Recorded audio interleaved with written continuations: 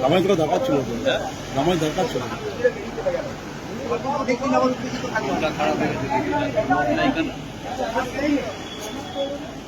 কাকে দেখি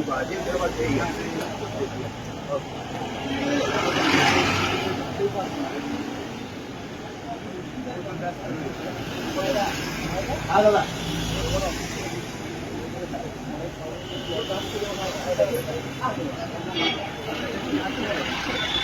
এই বিষ্ণু আসছে জানি তো আজকে হচ্ছে